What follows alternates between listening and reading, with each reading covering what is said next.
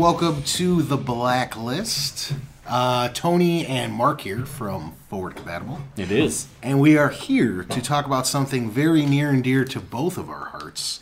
And that, of course, is some hockey. Definitely. Some puck. If any of you out there are hockey fans, you are well aware that the regular season just wound down today. And we finally have a clear-cut, 100% definitive playoff bracket laid out. And me and Mark thought we'd sit here and do an episode about what we think's going to happen in these here 2013 playoffs. It's also my first blacklist. That's right. I think it's my third or fourth. Yeah, it's the third or fourth. We've only done like 6 or 7 of them, so whatever. But so I don't know. How do you want to kick the show off? Lay the plan out? Lay the plan out, sure, if you want. Well, I think we're going to start in the Eastern Conference. All right. Just because why not? And kind of go matchup by matchup, discuss what we think is going to happen. I know I have my entire playoff bracket predicted. Mm-hmm. I don't know if Mark's going to vary very much or if we're going to be in agreement on some of these or what have you. I'm assuming, this is like picking, the Final Four for the March Madness. Yeah, exactly. We're never going to come to the same conclusion. We have regular season records. We got... Yeah. We're as the best prepared we can be for this, I think. Yeah, supposedly. All right. How do you want to do it? You want to go 1 versus 8, then 2 versus 7, or do you want to start in the middle and go 4 versus 5 and work outward? I think we should start at the top of anything. If you want, what teams did you follow this year, first off? Oh, very good. Of course, we're in Chicago. Out of the 48 games, I watched about 40, and the other 8 I had to listen to on the radio. Mm-hmm. I haven't missed a Hawks game in a decade, whether it be radio or TV. I've closely followed the Islanders as much as possible. Oh, really? Not all their games are televised here, and unfortunately, of course, I don't have NHL Game Center, but I followed them quite a bit. I followed the Rangers quite a bit, not only because I'm a Rangers fan, not as much as the Blackhawks. The Blackhawks are my favorite team. But I do like the Rangers. I love the way Henrik Lundqvist plays. Yeah. He was actually my goalie, he was my best goalie for my fantasy hockey team, so I had to follow them day in and day out because when he won, I would win. I follow the Flyers quite a bit. They had an atrocious year. Yeah, you heard about the press conference where they said, will Peter Laviolette come back? And he kind of stormed. I think he swore and then he stormed out. But they confirmed today that he is coming back, but they ain't happy with him. And he's on a hot seat. Yeah, and much like I do with the NFL, because I'm a Bears fan, I follow the Packers very closely because they're our main rival. And because of that, with me being a Blackhawks fan, I have to pay very close attention to Detroit and Vancouver. Not because I like either team, but out of necessity. They've been our biggest rivals for years, especially Vancouver as of late. They have a great squad up there. I can't stand them because I'm a Hawks fan, but I'm not above admitting they're a great team up there. So, I have to know what's going on because more than likely we're going to see them in the playoffs. Yeah, so definitely. I have to kind of pay attention. Yeah. How about yourself, good sir? Well, this year I started off early. I'm much like you. I probably only missed, probably about 10 or so Hawks games or so. I'm not as consistent, but I try to catch them all. So I definitely watched them early in the year. I definitely got into the Edmonton Oilers with, they got 19-year-olds, 20-year-olds full of talent. They're a joy. When they're on, they're absolutely a joy to play. I don't know if you watched, did you happen to catch the game, where they versing? Yesterday. They versed Vancouver. Yeah, they knocked the teeth out of them in the third period. Like, literally, it was 3 goals in a minute and a half, and in the third period, I think they ended up scoring 5 goals. Luongo couldn't stop thing to save his life at the end. It was quite enjoyable. So when they're on, that's a great team to watch. Yeah, Toronto and along with Edmonton, I think are 2 very exciting teams. They remind me very much of the 2008 and 2009 Blackhawks, where they had an extreme amount of young talent, but unfortunately they're just too young, and there's not enough leadership. And they'll make some runs in the playoffs here and there, you know what I mean? But they're like a few pieces away from really putting it together. Yeah. So. Avalanche actually just fired Joe Sacco, their head coach, today, actually, along with, I forget who else got fired. That's what happens when you're... Oh, Joe Nieuwendyk actually got fired from Dallas. which is, I mean, that's hard. I mean, Joe Newendike is I think Hall of Famer. Pretty sure he's in the Hall of Fame. Probably. But yeah, he's a huge star. I think his entire career was at the Stars, potentially, at least the good years I know. So I follow those teams. Along with that, I used to follow the Capitals like last year, but I actually I didn't see many games this year. Just like Tony, I watch a lot of Vancouver games. They are, again, a very good team to watch. Near the last 20 or so games, I do like the Red Wings actually still. So I caught about 15 out of the last 20 Red Wings games. Very early in the year, I definitely watched the Kings games because I wanted to see how they fared up, and that was pretty poor to say the least. Also, in the beginning of the year, definitely watched a lot of Pens games. I didn't watch them at the end. I'm kind of all over the place for the most part. I watch a lot of teams. I did have Game Center this year, so I watched a lot of games. So I picked up a lot of new teams I like and some that I hate. So. I catch pretty much a game every day because somebody's playing on the national stage nightly.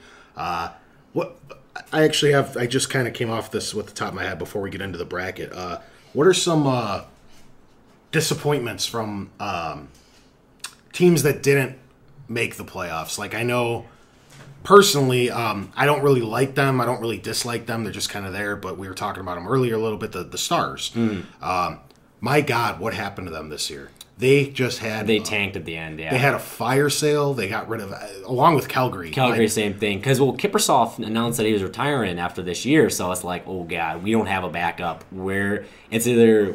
I mean, I think at one point they basically came down to it was like, all right, are we gonna make the playoffs? I don't think so. All right, we're selling off all our talent, so in 4 or 5 years we might be a little bit better off than we would if we don't. Calgary's in a pretty pickle. They have the 4th highest salary in the NHL, and they can't make the playoffs to save their fucking life. Yeah. I know Iginla's going to help not being a Flame next year. He's going to help lower the cap.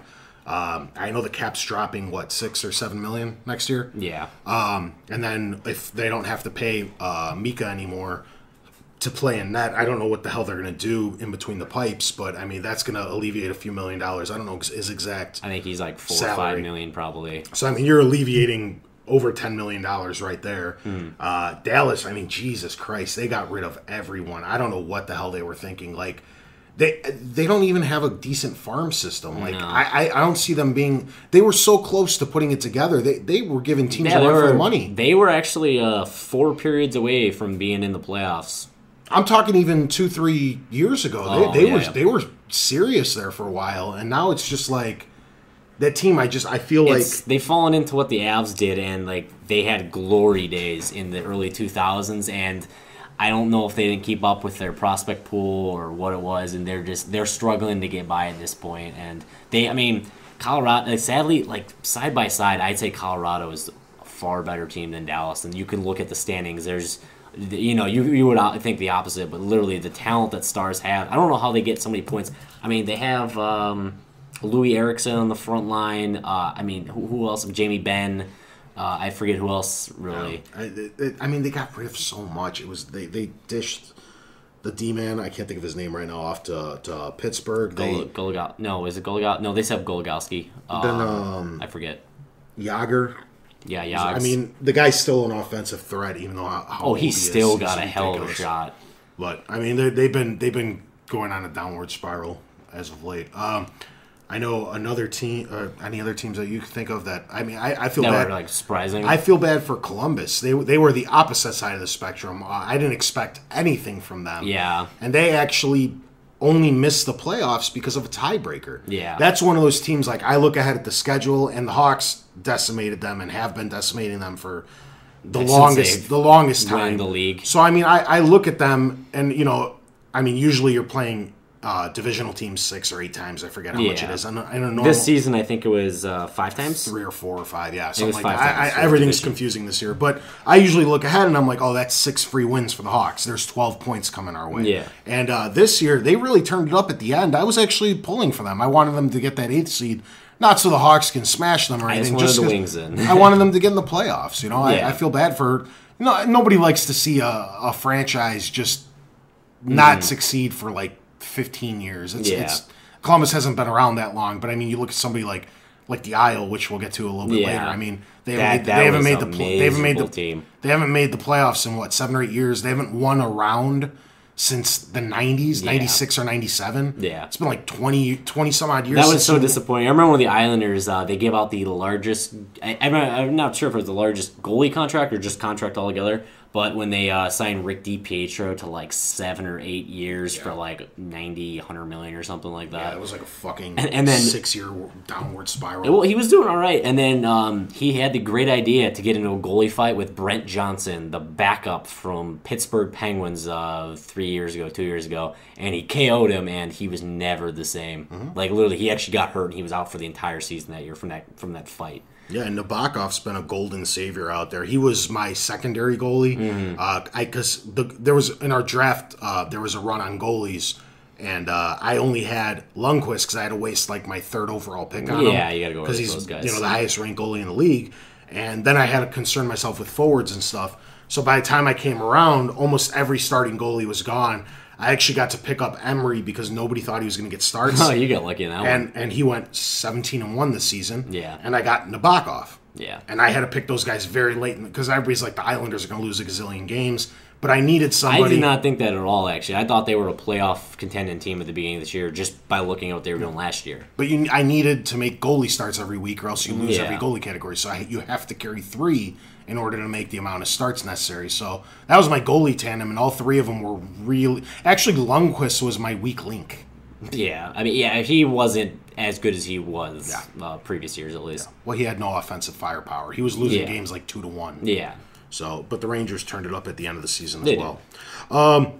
One more thing I think we should touch. Oh, did you have any teams? Because I kind of. Oh yeah, no, it's cool. I was gonna say if you wanted to go to the opposite of this was the year of streaks, in my opinion. I mean, you had the Hawks, you had Anaheim, who sadly was completely overshadowed by the Hawks having an amazing regular season, and then you have the Pens, who also kind of got overshadowed as well. The only reason anyone heard about how good the Ducks were doing or how good the Pens were doing is after the Hawks were done with their streaks. So, and then you had Ray Emery locally breaking the all-time goalie record for starts consecutively without a loss. Yeah, I think the record was 10, and he got 11 or 12 before he registered his first loss. So he broke a record. I think it was a shootout loss too. He was on a streak. No, it has to. No, it was an overtime loss. No, because he's 17-1. I think it was 0-1. Or else it'd be 0-1. I think it was 0-1. I think so.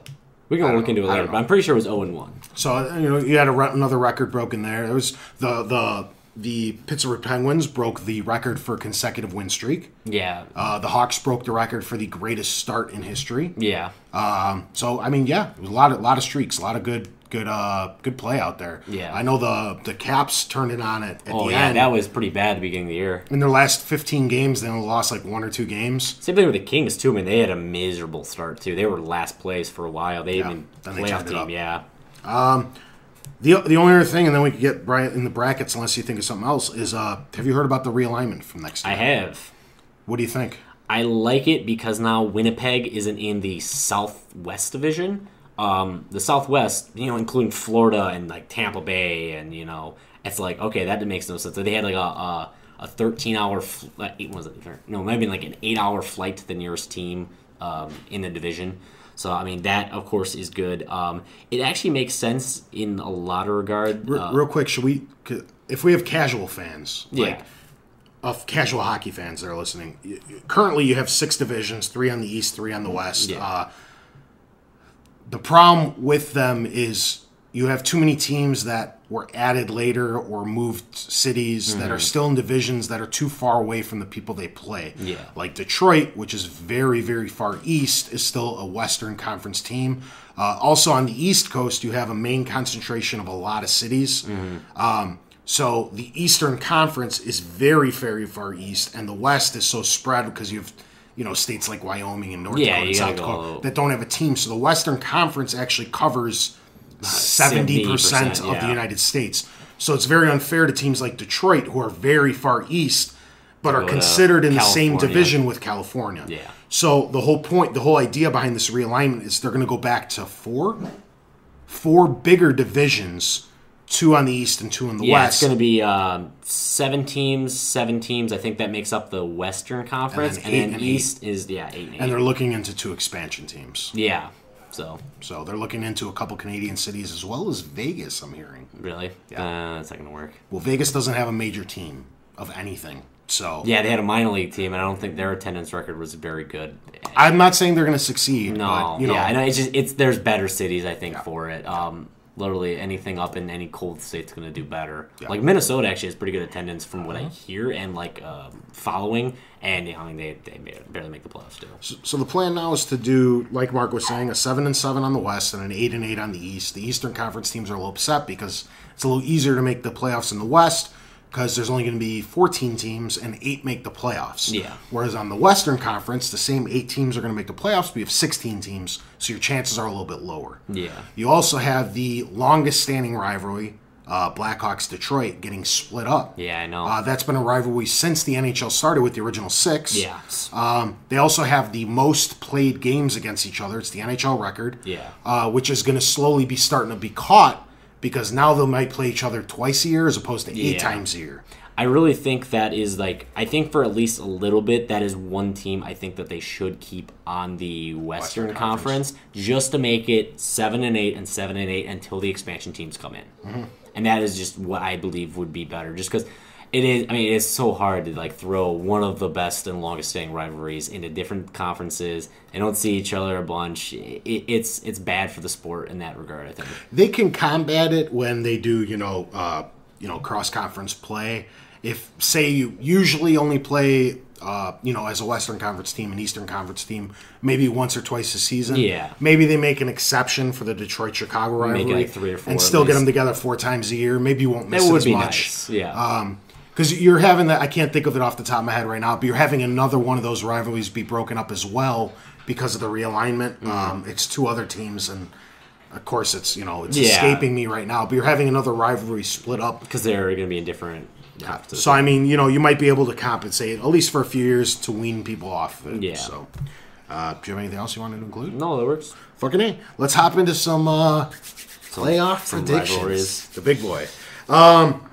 Start off in the Eastern Conference. Of course, you have the number 1 seed, Pittsburgh Penguins, going on against the guys who just got bumped from 7th to 8th place tonight because the Senators beat the Bruins. Yes. And that, of course, is the New York Islanders. I think Islanders are hating themselves right now. I mean, dude, the Pens, they're playing incredible without a lot of their stars. And their stars are going to come back for the playoffs. Crosby's going to be in the first round. And it's not looking good. The season series was 4 games to 1 that they lost. So literally, Pittsburgh in favor, correct? Yeah, Pittsburgh won 4 games. Islanders only won 1. Mm-hmm. So literally, you're in bad company right now where they've just been hot all year too. It's like the same thing with the Hawks for the most part. So the only rebuttal I have in the Islanders' defense is they heated up as of late. I watched them all season, like I said. A majority of the games they played Pittsburgh was at the beginning of the year when they haven't figured it out. And by the way, just a side note, Tavares should totally be in the running for MVP from the Isle. That guy is invaluable to that organization right now. I know he's got some really hard competition this year. I don't think he is the MVP, but he should definitely be in the talks. Yeah, and, I think he will be. When the Islanders were playing the Pens, I'm not trying to take anything away from the Pens. They are a ridiculous club. But the Islanders turned it up as of late, and they haven't seen Pittsburgh too much in the second half of the season. Okay. So, I know they got smoked 4-1. Season series. But I don't know that's truly replicating the entire tale.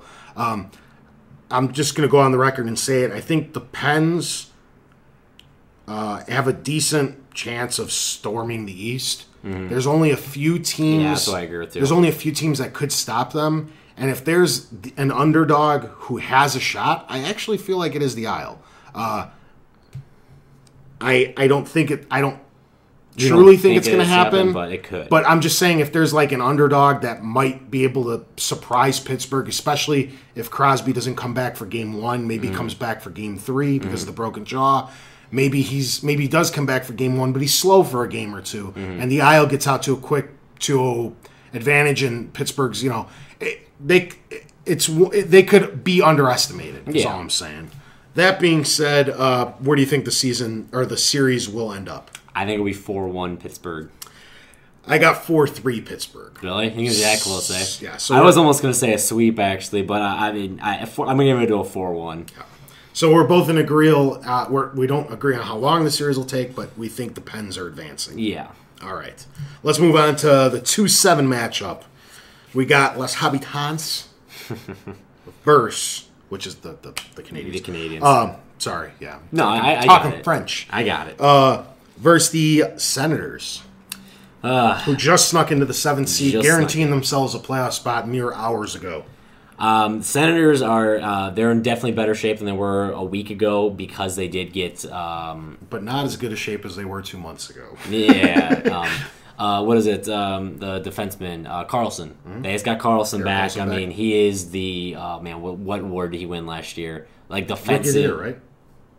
No, I think it was like the defensive defenseman of the year or something. No, the Norris Trophy? No, that went to Chara.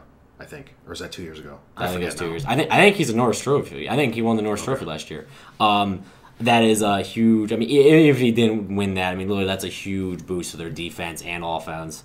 Literally, so I think their power play is gonna be better off. But then you have the Canadians. It's gonna be a huge rivalry between Ottawa and Canada. Anything Canada is just it's awesome. It's gonna be a great series. Yeah, those are always good. Canadians definitely have a few guns on their team, to say the least. I mean, they were, second place, I think, almost all of the second half of the year, I think.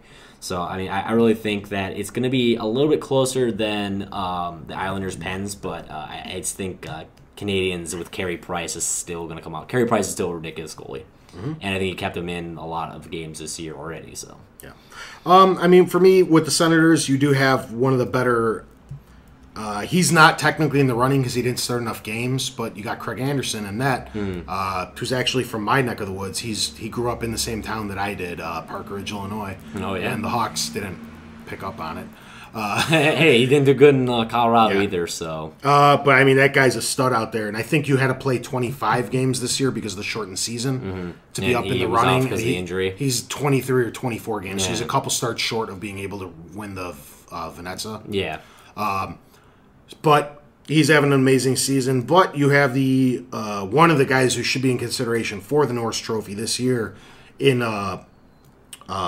Montreal in PK Subban. Mm-hmm. So, I mean, him along with Carey Price, like you said, who's having an excellent season as well. He always does. It's one of those goalies that you can always trust to be in the top, well in the top 10 at least. And then with that Canadian atmosphere, like Mark was saying, I think this is going to be one hell of a series. But what are our predictions for it? I'm going to give it to the Canadians. I'm really thinking if I want it 4-2 or 4-3. I really think I'm going to give it to 4-2 for the Canadians. I just think Craig Anderson isn't going to be that dominant in the playoffs.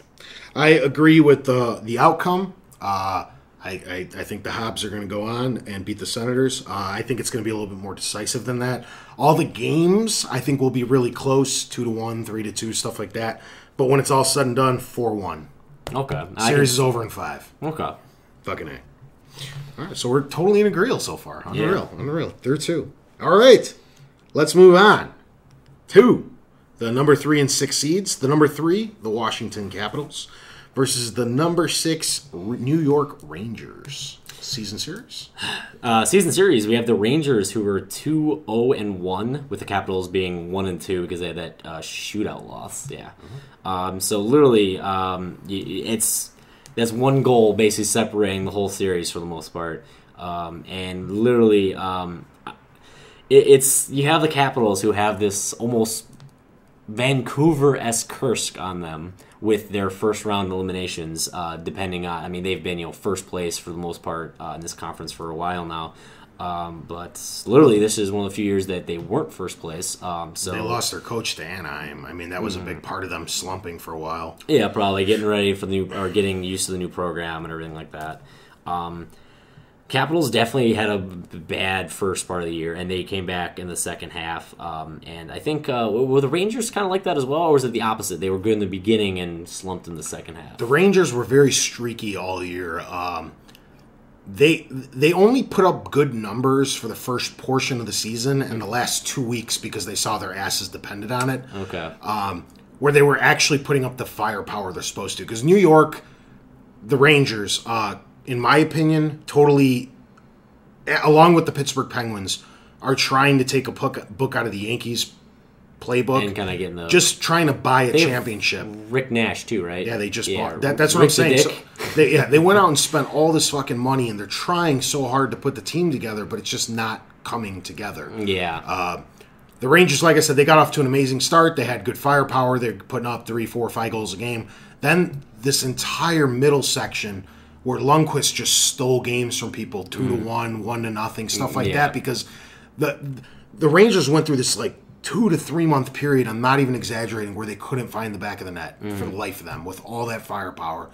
But then the last 2 weeks of the season, when they were kind of in that 6th through 9th place struggle, where it's like 4 points separate everything, basically. They started winning almost every game to get into the playoffs, and that's why you're going to find them at the 6th seed.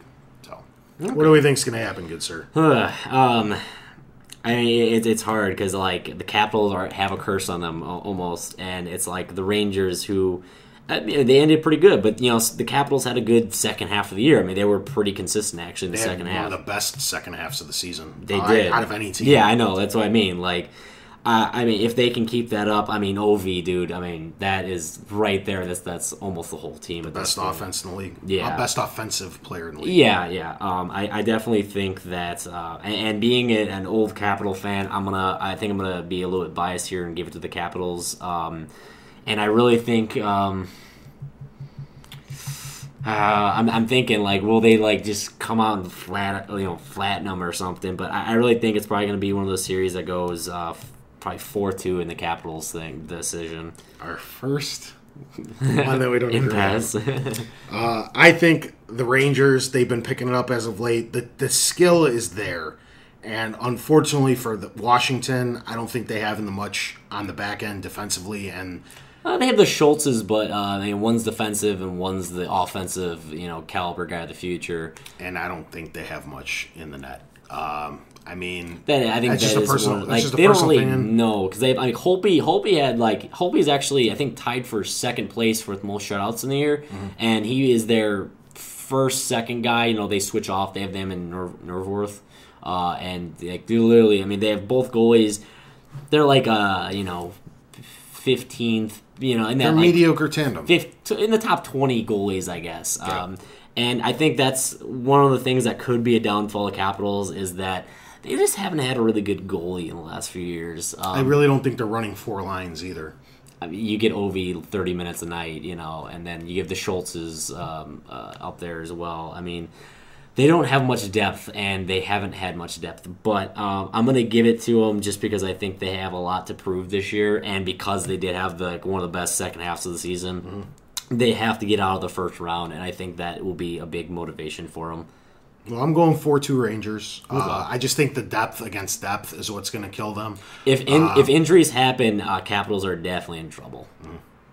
And I would give it to Rangers if some of the key players. If I was a Washington Capitals fan, I wouldn't trust my defense. I'm scared of those guys. I mean, I've seen them play well. Yeah, I've seen them play poorly. They're a middle of the road. They're not the worst because they obviously got to the playoffs, but they're not. The Rangers are so underperforming. That team should be so much better than they are. That's exactly why I think Capitals will kind of surprise them a little bit in the first few games, and I think Rangers will come back in the middle of the series. But I definitely expect a Game 1 win from the Capitals, and I think that's what will fire up the Rangers a little bit. Okay. Are you keeping track of your thing? Because now we're separate.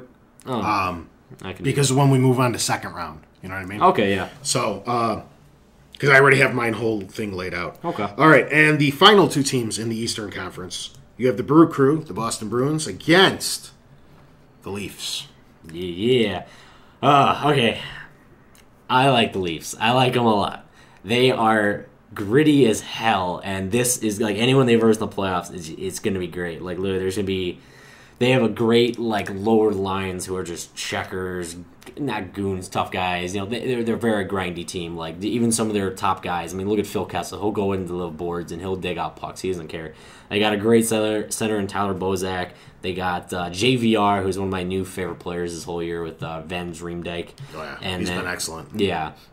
And you still have was it Komisarek back on the point. They have. They have so many good guys. I mean, James Reimer in net. This team does have quite a bit of depth when you go past the bottom six. They're good third, fourth liners. They keep the puck on the net for the most part. And literally, there's going to be some good moments where you have the two grindy lines go out there. And it's going to be good because Bruins got that. And I really think I'm a big Chara fan as well. He's probably one of my all-time favorite defensemen. Oh, it's going to be good. It's going to be good. I think it's going to be a great series. But I got to give it to Boston.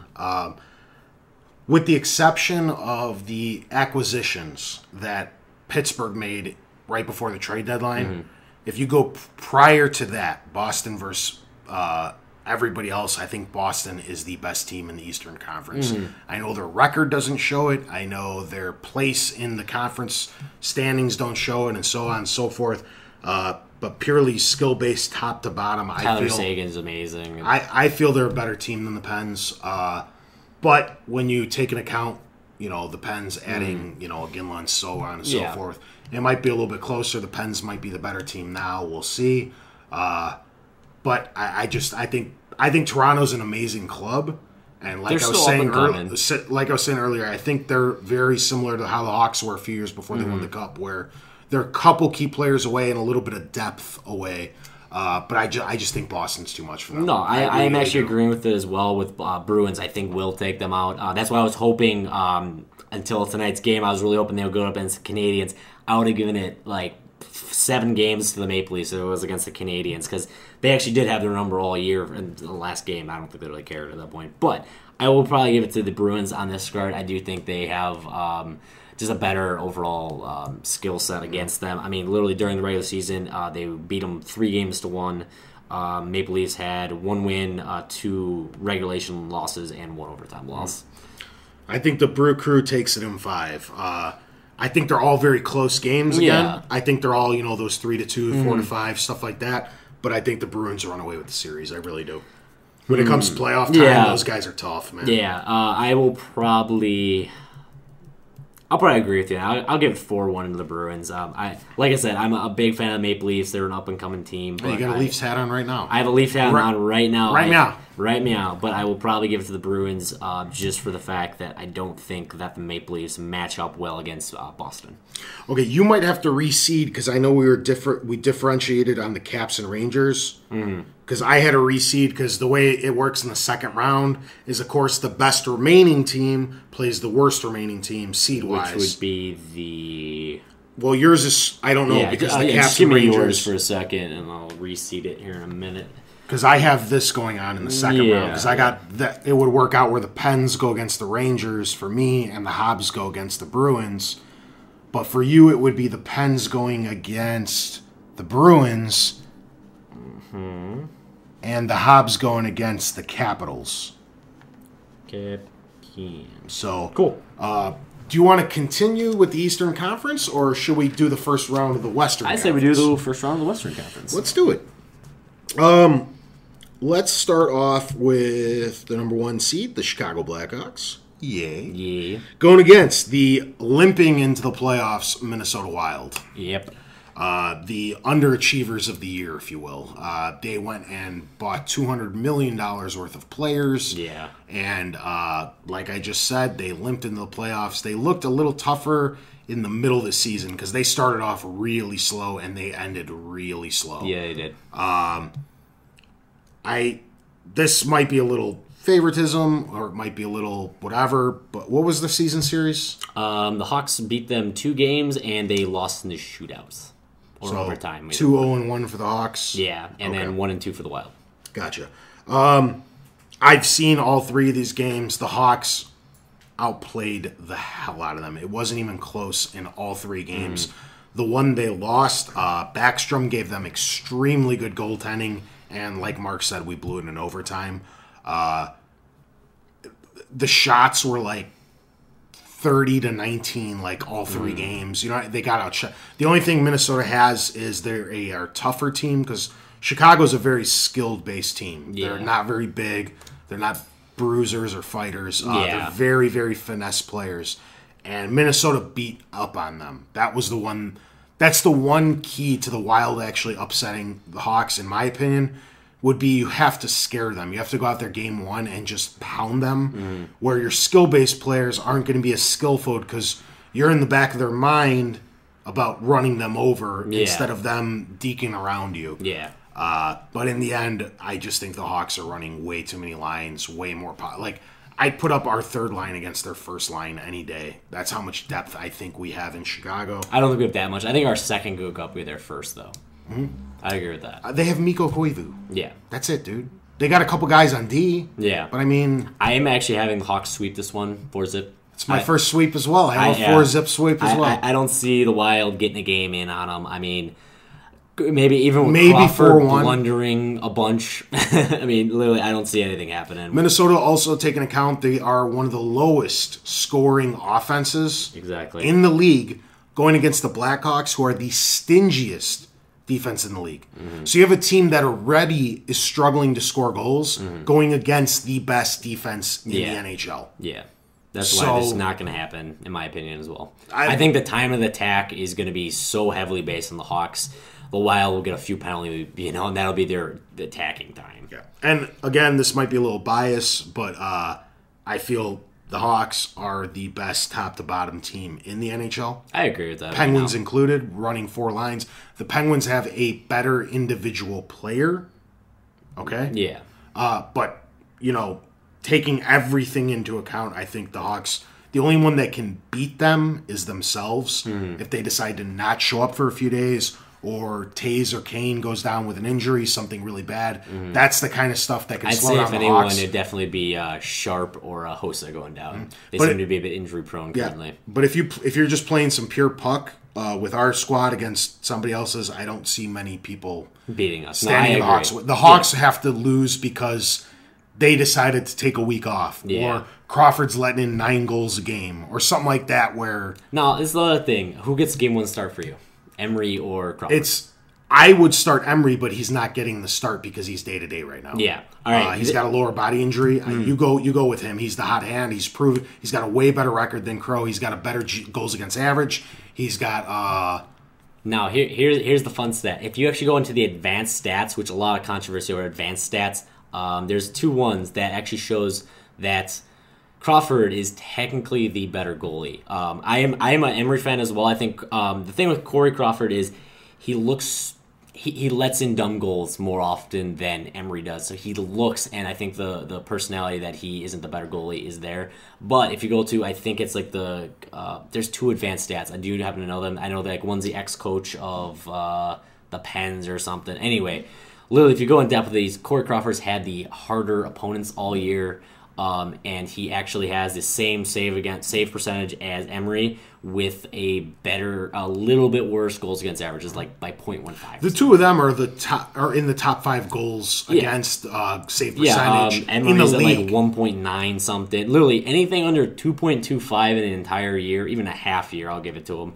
That's incredible. Amazing. And both of them are floating around 2, like 2.0 something. Yeah, Emery's at 1.9 and Corey's at 2.0 something. Right now. Yeah. So literally, you have 2 good goalies who Corey's has been getting the more difficult starts. If you go into the advanced stats of it, there's controversy over advanced stats all the time anyway, though, because it is meh. But literally, I think Corey Crawford does get game 1 start because of this. I don't think Emery comes back. I don't even think he's available until midway through the first round. Like game 3, 4, probably. Okay. Before they can even think about dressing him. Yeah. But like Mark was saying, between an amazing goalie tandem, like I said earlier, the best defense in the league. Oh, yeah. In my opinion, the best 3rd and 4th lines in the league. An amazing top 6, and the best overall player in the league in Johnny Taze. I know that's debatable with Sidney Crosby. I'm talking overall. I know Crosby's a better goal scorer and a better set-up man, but when you're talking face-offs, you're talking defensive forward, you're talking just pure center skills, and I know a lot of people are against me, but I think Taze is the best overall player in the league.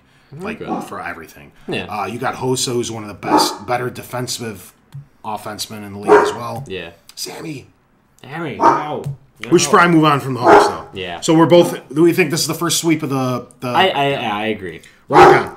So we got the number 2 seed Anaheim Ducks versus That's cool. the Flying Wheels. Sorry about the dog.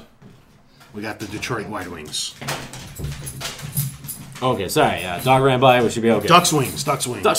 Here we go. Season Can you series. keep this going for 2 seconds? I gotta pee. Yeah, no problem. Right. So we have Detroit, who took the 2-1 season series, and you have the Ducks losing 1 and winning or losing 2. So between these two teams, you got Detroit, who limped in at best, I guess. I mean, they had a bad last maybe 10 games, and the last 5 were pretty good.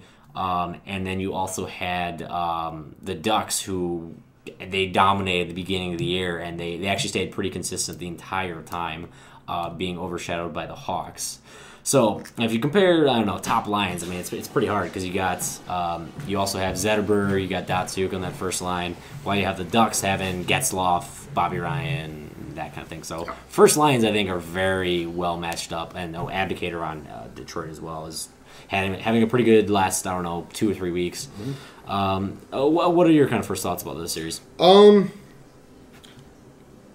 You look at the Ducks kind of being on the decline in the last third part of the season. That's why I said they had a great start. So. Detroit skyrocketed the last third of the season. They were out of the playoff picture up until a couple weeks ago, and they climbed They were in a lot. Well, they had there was that big mess of that's what I had said. Like 6-7 teams were separated by a couple points. That's what I said. Like the last 5 games there, I think the Detroit played better than most teams in the entire league at that point. And I think the previous, I think it was about 10 games, they hovered about the 500 range with their games. So, I mean, they were very average at best, I think. And I think that's about right. I think they were like 500, they might have been 1 under, over, I don't know. But literally, I think that the last few games really woke up Detroit, knowing that they were on the edge of losing that 21-year streak of playoff runs. Yeah. You also have Detroit, the most beat-up team in the league all year. Injuries have just decimated the Detroit Red Wings. They're a far better team than their record shows right now. Yeah. As well as their place in the standings. They're just starting to get a few big names back. I know Bertuzzi's on the verge of coming back as well. They got a couple key players back the last week or two. I think they're a lot stronger than they were even a few weeks ago. And they're in a lot better shape to put up a hell of a fight this upcoming series. Yeah. If it was a few weeks ago, the Detroit Red Wings that were on the cusp of missing the playoffs, I think Anaheim just absolutely destroys them. Yeah, me too. I was on that. The way the Wings have been playing as of late and the way the Ducks have been playing as of late, I don't think that's the case any longer. I think it's going to be very close. I actually think this is one of my few games I'd say that would go to 7. Because, I mean, Detroit, I mean, they're not like a first-round exit kind of team, really. They're usually, semifinalists or so. There's a lot of playoff experience on that team. Exactly. That team, everybody who's dressed last year has playoff experience. And, as long as they've been a Red Wing, they've gone to the playoffs, like Mark said, 20-some-odd years in a row. Yeah, they've had 3 captains' entire careers, I believe, as long as they were a captain, all went to the playoffs. Mm-hmm. So, I mean, you have a ton of playoff experience there. And you have probably the best coach in the league on your bench. Yeah, definitely. I completely can agree with that one. What do you think which way is it going? I know you think it's going 7? I think it's going 7, and just because I'm going to be biased on this one, I want to see Detroit move on. I'm going to say Detroit takes it in 7, but it's going to be a really good matchup, I think. I think Detroit wins it in 6. I got 4-2 Wings. Okay. Yeah. Let's move on to the 3-6 matchup. We got the Vancouver Canucks going against the San Jose Sharks. So, funny enough, the San Jose Sharks actually swept the season series against Vancouver 3-0. I want to preface my thing by saying I did not know that with my pick. Really? Okay. Oh, you were going to say San Jose, I'm guessing, right? I think San Jose is going to win the series. Okay. I am actually fully on your boat as well. Vancouver is a early exit town. They have early exit written all over them, just like the Capitals do. Mm-hmm. It's just how your team plays. It's just it's hard to perform in the playoffs, and I really think Vancouver, again, this is the funny thing, because this is the one year that they actually don't have the President's Trophy, that they will be missing. I think they'll miss the first round, even though they don't have the President's Trophy, because, the President's Trophy is supposedly cursed for first round exits. Anywho, I really think that that's going to be the case, that they will end up losing it to San Jose. I think they don't match up very well against them. They do not. And yeah, exactly. I think in every category, I think San Jose can basically outdo them. The biggest thing for me is Vancouver's been not slumping lately, but kind of dragging their feet the last couple weeks. They kind of secured their playoff spot and really didn't see a point in going anywhere. Not only that, they've lost a bunch of their losses came against really bad teams. Edmonton getting embarrassed by Edmonton. The team doesn't show up every night. And they're a very, very, very good squad. Yeah. I don't want to take that away from them. But another big problem, Lou's a good goalie, but he's not a good playoff goalie. Yeah. He's a very good regular season goalie. He doesn't have very good poise. Corey Schneider does not look like he's getting the starts because of whatever's going on with him. I don't know if he's injured or it's day-to-day. I think it's day-to-day kind of stuff. But it sounds like Lou's going to get the starts, and I don't think he's going to do very well, especially against Niemi. Niemi has a lot of playoff experience against Luongo. Yeah. And has consistently beat him. Mm-hmm. I think Vancouver's the better team, but I think the Sharks get the best of them in this series. I do too. I do believe I'm probably going to end up going with I really think Vancouver's going to start off the series winning it, and I think they're going to lose it just like they generally do. Mm-hmm. I probably will give this 4. I don't know, 4-3 or 4-2. What are you going to do? This is the only game. This is the only series that I have going 7. I'm probably going to go with 7 as well. And just off the walls prediction, when they blow it in Game 7 in Vancouver because they have home. The third great riot. Another riot from the those third great Vancouver riot of fans. Vancouver. All right, let's move on to the final matchup in the Western Conference. We got the Blues going against the Kings. This is the second playoff thing where the Kings swept the season series 3-0. I don't have too much to say about either team. These are the two matchups I don't really know much about either. I know a lot about the Kings, but the Blues aren't that good. They got two good top 2 defensemen, in my opinion, and then they have Backus is pretty good. They're an okay team, but they're more like a bruiser squad. They're not very skillful. They just go out there and hit people and hurt people. And I think the Kings actually match up pretty well against that. With the likes of Anze Kopitar and whatnot. I mean, Richards and stuff. You're gonna. I think it's another one of those, just how it happened last year, where the Kings, were the AC and they came up and they actually performed way better in the playoffs than they did at any time in the regular season. Yeah, the Kings are really good squad still. Yeah, I agree, because they didn't lose that much over the offseason. So I believe Kings, based on that and the season series, I believe they'll end up taking it. I'm probably going to give it a 4-1 at this one to the Kings. I got a 4-2 Kings. Okay. So the Western Conference, do we completely agree? Yeah, actually. Yeah. So we only have one differential so far. Yeah, I believe it's Hawks in Detroit and then San Jose and Kings, right? For yep, division semis. That's exactly what it is. It's weird. All right. Yeah. Oh, cool. It got released. Nice. What did? Oh, we're way past that. Oh, on the schedule. Jason's just showing us the schedule Hawks for the wild schedule. Yeah. What did they start on Wednesday or what is it? Yeah. Wednesday? Okay, cool. Okay. So let's go back to the Eastern Conference. My Final Four is Pens Rangers and Habs Bruins. I know yours is Pens and the Boston Knights. Okay. Yeah. Ooh, you have them squaring off in the second round, huh? Yes, I do. Okay. I think that's just how. What's your other matchup? Capitals and Canadians. I believe that's how it fell, right? Yeah. Yeah. Okay. Like 2 versus 3 or something. I guess we'll just go into our own thing. Yeah, go for it. Okay. So I got Habs Bruins. Okay. This is very similar to my first round on why I think Boston beat the Leafs, and I think they beat the Canadians. I don't know what their season series was against each other, whatever.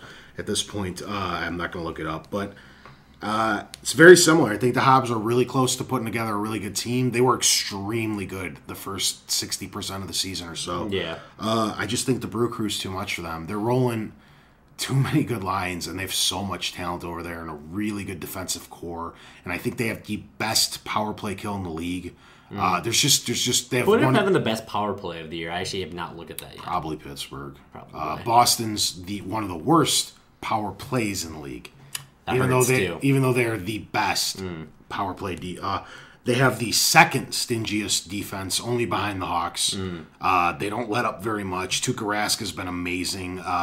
These guys have a lot of playoff experience. I don't see the Canadians stopping them. Mine with what did you want to say for the series estimate? Like how many games? Oh shit! 4-2 Bruins. 4-2 Bruins. Alrighty.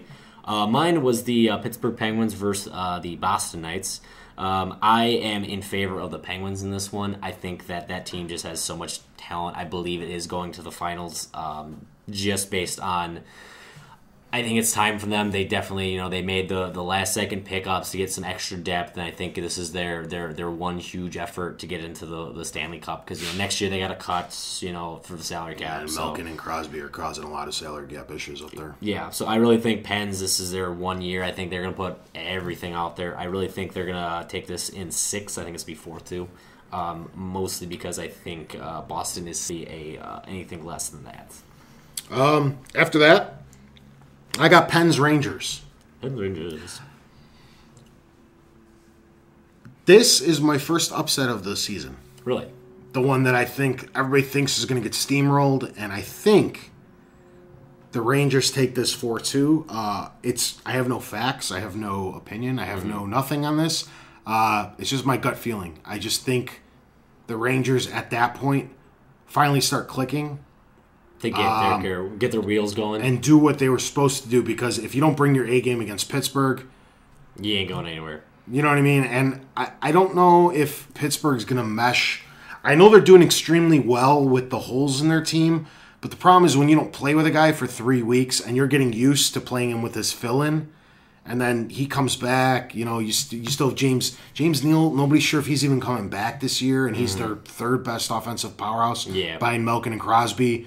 Crosby's still not for sure. We're assuming he's coming back real soon. We're still not positive. Yeah. And if you have only Malkin... I mean, that team's really, really deep. I didn't mean only Malkin, but as a main, firepower weapon, the Rangers might do him in. See, I think, even with all the injuries, Penguins have been the absolute best team all year with dealing with injuries. Oh, yeah. Their fill-ins did outstanding. A lot of depth. A lot of depth. And literally, that's 4 lines that can hurt you at any time, and I think that is just so hard to come by. No, Penguins are an amazing team. I don't mean it in a bad way. Just a gut feeling. Literally, you couldn't say that about the Penguins a few years ago. You basically had line 1, line 2, and now I think you can say 3. They're rolling 4 4 lines. Yeah. They're rolling 4 lines. And that's what gets you. It's I think, them, the Stanley Cup Finals, Pittsburgh, the Bruins, and the Hawks are the only teams that you think are gonna... scary 4 lines. Yeah, like all 4. Every other team is 1, 2, or 3. Yeah. So yeah, I got the Bruins versus the Rangers happening in the Eastern Conference Finals. Cool. What was the series? 4-2 Rangers. 4-2 Rangers. Alrighty, cool. So I had the Capitals versus the Canadiens.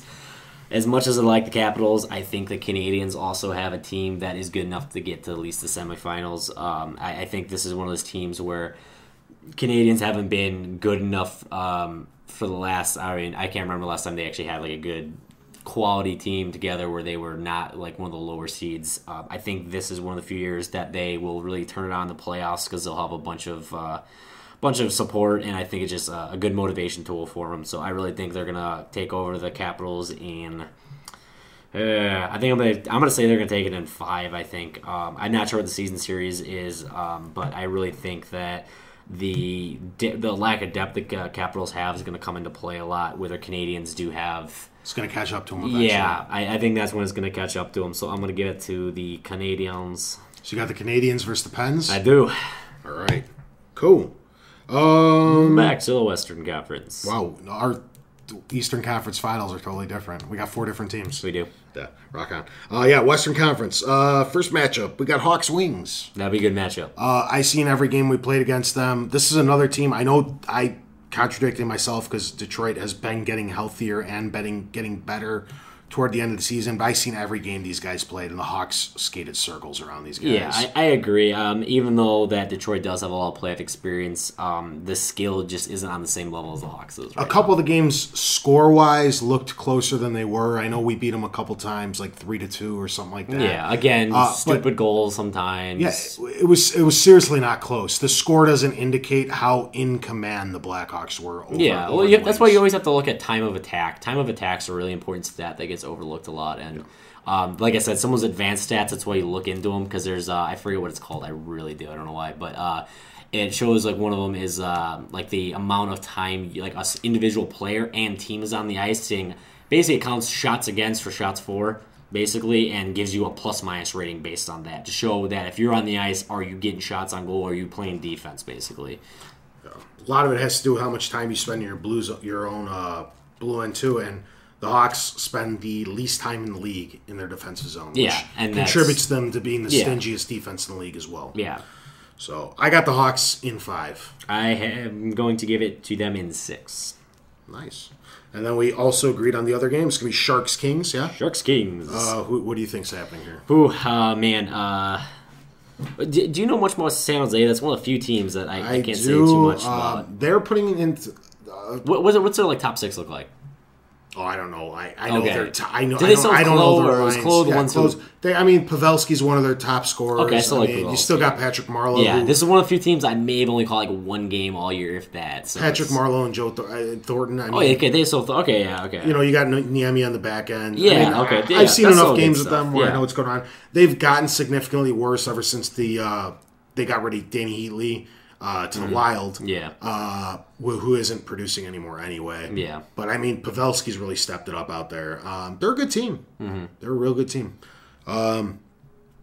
Aside from that, I don't know. Do you have them taking it over the Kings? I have the Kings. You have the Kings? I have the Kings in 6.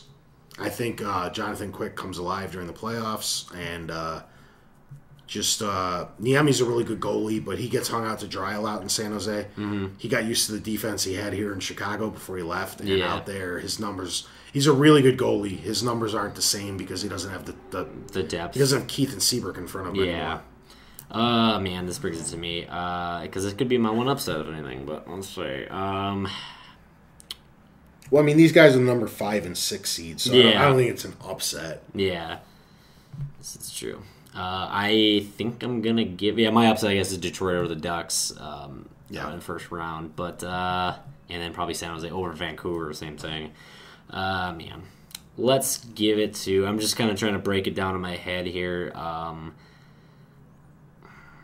I think I'm going to give it to the Kings in this regard. I think that they do have a lot of good scorers on that team still, and I think it'll definitely show in this round. So, the only reason I'm taking it away from San Jose is they're too streaky. Too streaky. Okay. Like I said, it's one of the there's like 3 or 4 teams in the playoffs where I can't say I know much about them. They hit like the San Jose earlier this year. They started the season off with a 7 or 8 game winning streak. Yeah. Then they went on a 7 game losing streak because they couldn't score more than a goal or 2 a game. Okay. Numbers a little off, but it's ridiculous. I'm going to give it 4-2, I think, to Kings. So we're in agreement. We got a Hawks-Kings Western Conference Final. We do. All right, let's hop back over to the East. So I have 2 different teams. I got the Rangers going against the Bruins. Bruins will have home field. This is where I think the Rangers fall apart. I think they get gassed beating the Pens. Mm-hmm. And I think they exert all their energy on that series, and then they just come out flat against Boston. And I think Boston just rolls the Rangers 4-1. 4-1. On my end, I am Pens Canadians. I think it's going to be, again, a 4-2. 4-2 is just kind of one of my, I think almost everything can go 4-2 at this point. I'm going to give it to the Pens, I think, and I'm giving them in 6. Mm-hmm. Just because Carey Price is my defining factor of why they get 2 games. So, quick recap. You got the Pens representing the Eastern Conference. I got the Bruins representing the Eastern Conference. Let's go to the Western Conference. We both agree it's going to be Hawks Kings. Yes. I'm gonna go. I'm gonna give it to my Hawks. I'm giving it to the Hawks as well, and I'm giving it to them in 5, actually. I think they're a lot better team. They've played the Kings a few times this year, and they beat them, I think. Yeah, more than likely. Yeah, I know they played the first game of the year against them and slaughtered them. Yeah. And I think they played them one more time down the road, and we beat them again. I think they had to play them twice more, because everyone versus each other 3 times. Yeah, from what I remember, these were a little closer. The Hawks didn't destroy them. But again, you saw the... They looked sluggish game 1. I can't hold that against them at all. But you just see the parity in the skill level. You see there's a wide... how much better the Hawks are than... Yeah, they are. If you've not caught a game from or wherever you're listening, literally it has been a hockey fan's dream. Like, this team is just... It's stacked again. And they have depth, and anyone can score. It's sad because it's human nature to not always put your best foot forward at work. It's how everybody is. I'm sure you're like that at your job too. You can't always give 100%. So you can see watching all the Hawks games. Like I have that. Some games they're just completely firing on all cylinders, and some days you could see the guys don't really want to play. They're just skating half-hearted, all this other stuff. And I catch those games, the games that we look like we don't care. And we're still just, the passes are sloppier, nothing's just crisp. And the best game to actually look at that teams. Is the first loss the Hawks got against the Avalanche. That was a perfect way. You could just look at the second period. They couldn't get to an icing. They couldn't win on the boards to a last-place team. They couldn't... They weren't doing it. They tried to... And if you look in the middle of the streak, too, some of those middle games, second period was by far the worst period the Hawks had. Like, just looking at them. I don't know about stats-wise, but literally looking at them, you could just see everything. And then they turn on the third period, and, I mean, how many games did they come back in the last minute or two? It was because they came out playing the third, and they let second kind of slide. That team can almost... I know this is an exaggeration, but they can almost score at will.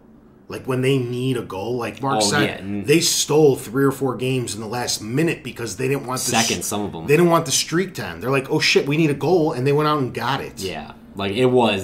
When they needed it, they scored at will on any of their streaks. If you look at the Hawks season, they start off that big one. I think after that, they had like an 11-game win streak with a point or something, and then they had an 8-game, and I think their most recent was a 6-game winning streak. Like, it was an incredible stretch all year. I really don't think this team has hit their full potential yet. Like, I don't even know if we've seen... I want to see how LeBlanc does. Is he qualified for the playoffs? Yeah, they brought him up because they brought up 8 guys. Yeah, like, literally, LeBlanc. They brought up that is the best player in... the farm system? No, not even in the farm system. That is the best player overall of all of last year in the, 18, 19-year league. Literally, he got the actual trophy for MVP, and... He didn't want to sign with the team that drafted him, so he actually went to the Hawks. I mean, he has incredible potential. Like, he had 60 points in 40 games or something like that. So we both agree Hawks are taking it? I agree. I think it's in 6. You think I'm giving it 5. Same thing. Yeah.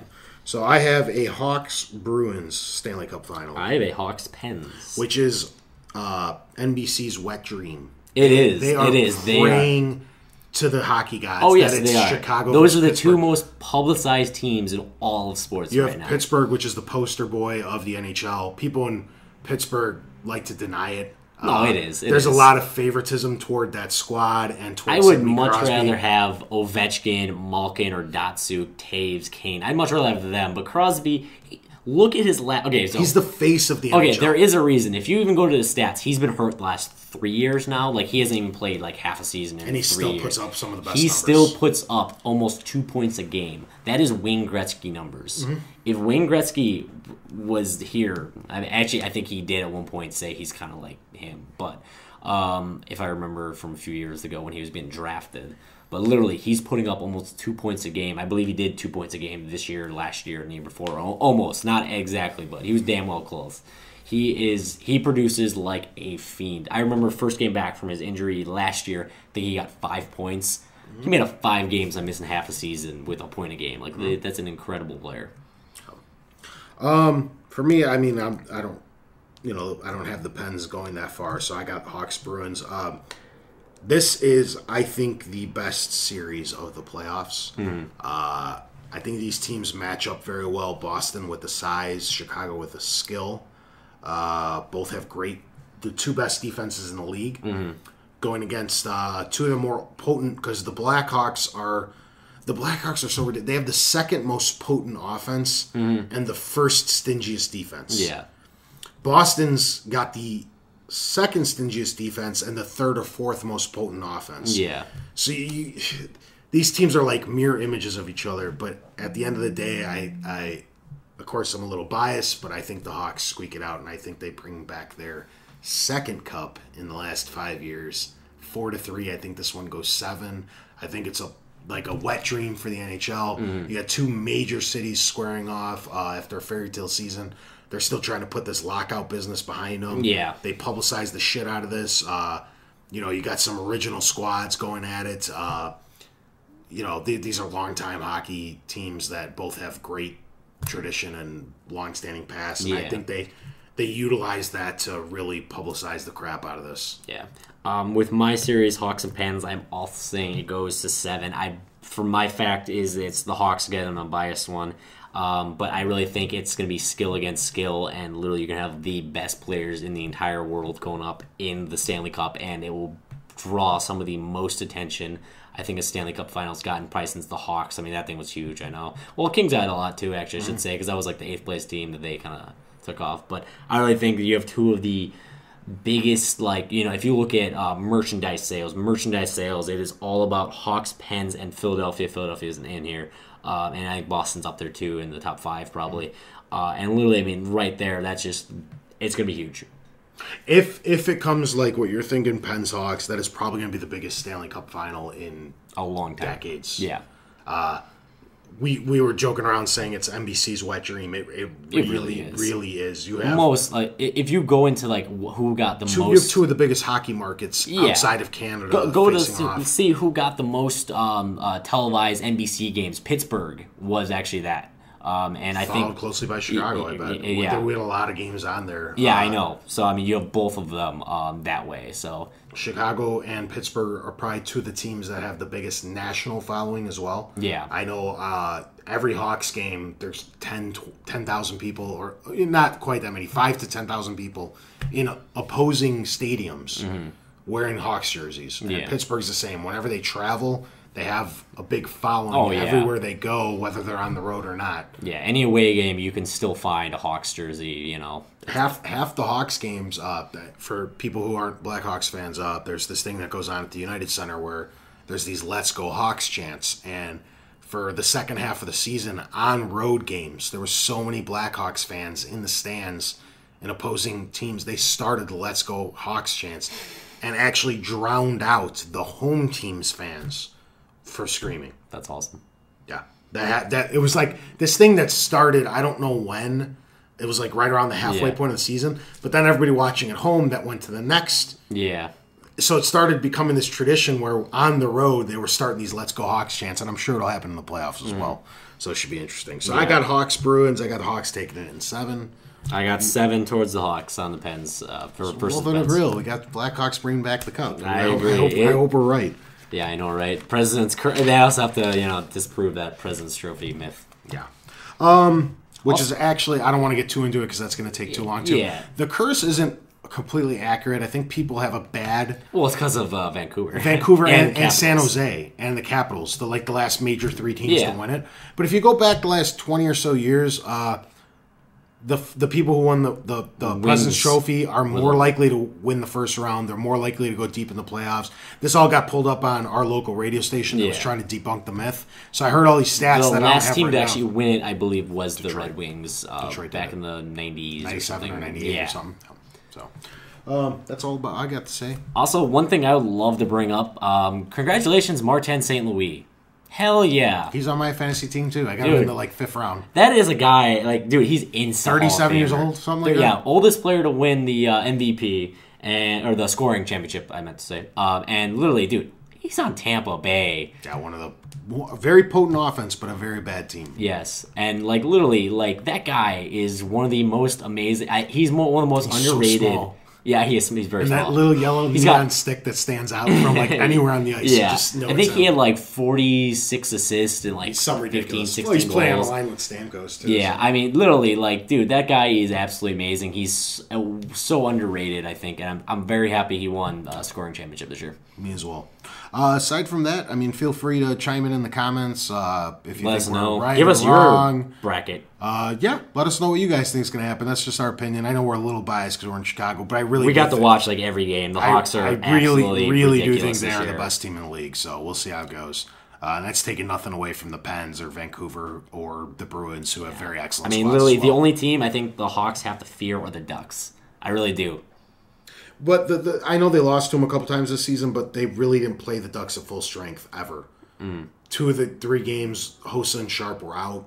I mean, Actually, there's actually a funny record. Any game Sharp has played, the Hawks have not lost this whole year. If Sharp's there, the Hawks win. Or go to overtime at least. I think like there's like 2 or 3 occasions of that. But yeah, I think that's the only team in that conference they have to fear. I think anyone else they'll wipe off. I would like to see them go against Vancouver. I think though in the play. I mean that's just that's a good rivalry right now. It's fun to I watch. love to see Detroit win. I love to see maybe Vancouver get them in the them in the semis, and then Hawks move on. Of course, that'd be a cool variation of what I did today. Yeah. Just good hockey. I also think a Pens Hawks series would be awesome, but I one or the other is going to screw it up. I think one of those 2 will make it to their respective finals. I think Pens, I just Boston, don't think- or Canadians in the finals. I think it's the Pens or Boston. There's nobody else in the Eastern Yeah. Conference, and the I think it's Vancouver or Chicago. I don't think the Ducks stand a chance. I The know only they- reason I say Canadians is because They're good. Because of Carey Price. They're good. Carey Price. I mean, goalies stand out in the playoffs. It really does. And Carey Price is one of those ones he's a top 5 goalie. So. I don't think the Ducks are good enough. I think the Hawks or Vancouver can make it, Mm-hmm. but we'll see. Yeah, we'll see. It'll be good. I can't wait. We got 2 more days, I think, till the Playoff playoffs now. hockey? Hell I can't yeah. wait. It's the best playoffs. Best time of the year. Yeah.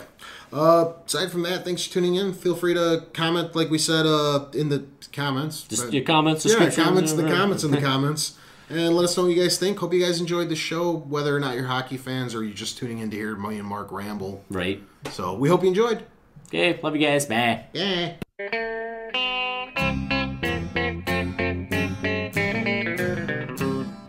Hello out there, we're on the air. It's hockey night tonight. Tension grows, the whistle blows, and the puck goes down the ice. The goalie jumps and the players bump, and the fans all go insane. Someone roars, Bobby scores at the good old hockey game. Oh, the good old hockey game is the best game you can name. And the best game you can name is the good old